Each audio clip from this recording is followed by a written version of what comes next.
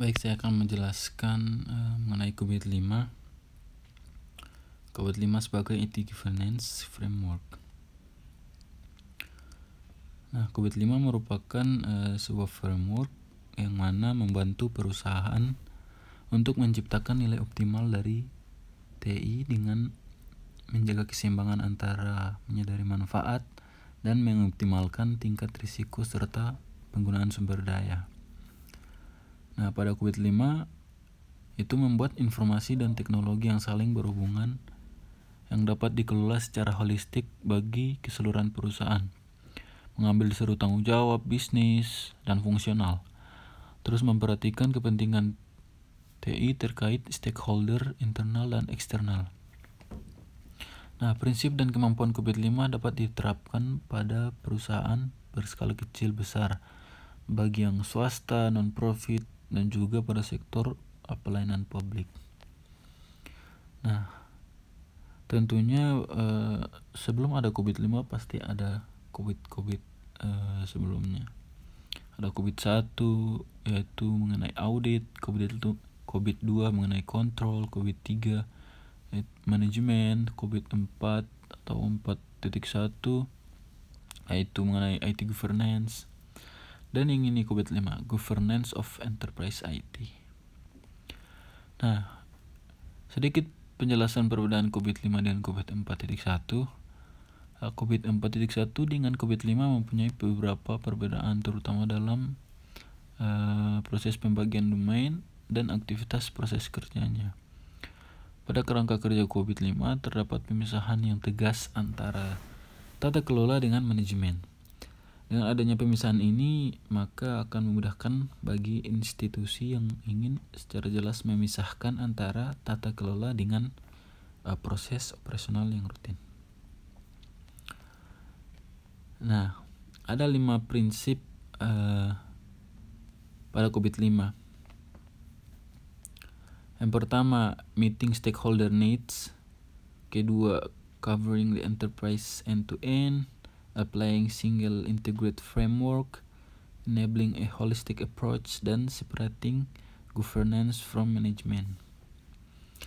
Nah, ini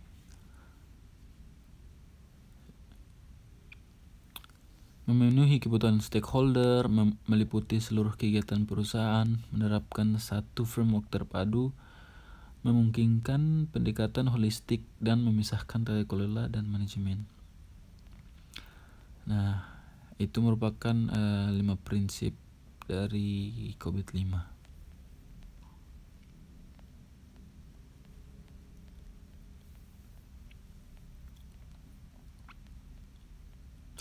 Nah, pada COVID-5 juga terdapat enabling process, yang mana pada enabling process itu ada yang namanya stakeholder, goals, life cycle, dan good practice.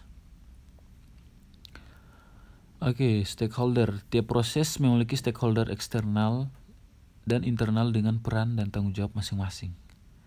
Nah, terus ada goals atau tujuan, yang mana tujuan proses didefinisikan sebagai sebuah pernyataan yang mendeskripsikan keinginan untuk mendapatkan hasil dari sebuah proses. Nah, tujuan proses mendukung tujuan IT relate yang kemudian mendukung tujuan organisasi. Ada intrinsic quality, contextual quality, accessibility, and security. Nah, terus ada life cycle.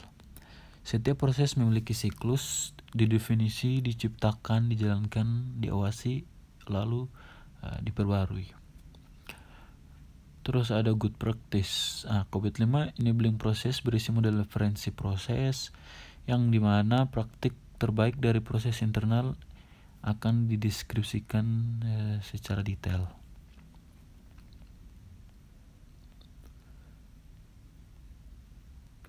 Nah, untuk implementasi pada COVID-5, perkembangan tata kelola TI pada perusahaan secara luas didasari oleh top management sebagai bagian penting dari tata kelola. Nah, informasi dan kualitas penyebaran TI secara menyeluruh meningkat pada setiap aspek bisnis dan kehidupan. Terus kebutuhan untuk mendorong nilai lebih dari investasi TI dan mengelola berbagai peningkatan yang terkait dengan risiko TI. Terus meningkatkan regulasi dan legislasi dari penggunaan informasi. Nah, implementasi COVID-5 meliputi beberapa subjek berikut ini. Ada posisi GEIT atau Governance of Enterprise IT untuk di dalam perusahaan. Terus mengambil langkah pertama untuk mengembangkan GEIT, implementasi tantangan dan faktor sukses, terus mewujudkan hubungan GEIT terhadap organisasi dan perubahan perilaku. Terus juga implementasi pengembangan berkelanjutan yang mana meliputi mengubah pemberdayaan dan manajemen program. Kemudian ada 7 fase implementasi pada COVID-5. Yang pertama ada what are drives, itu mengidentifikasi perubahan pendorong. Terus perubahan pendorong bisa berasal dari kejadian internal atau eksternal. Terus fase kedua where are we now, itu menyelaraskan tujuan IT relate, yang mana tujuan organisasi dan IT terpilih, kemudian didefinisikan proses yang kritis yang perlu untuk didorong kemampuannya untuk menjamin keluarannya sukses. Terus manajemen perlu tahu kemampuan serta kelemahan saat ini. Terus ada fase ketiga, where do we want to be, yang menetapkan target untuk peningkatan.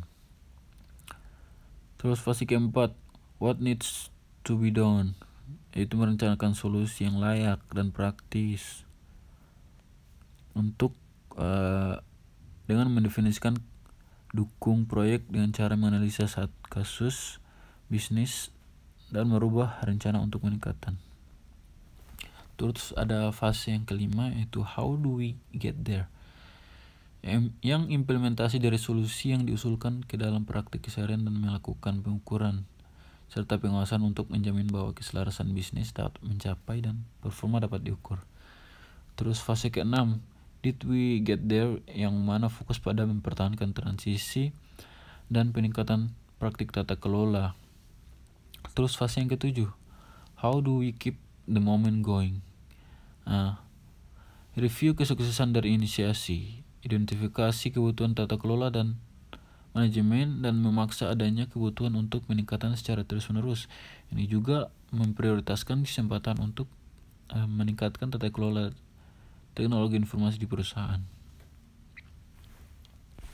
Mungkin hanya itu yang dapat dijelaskan pada COVID-5.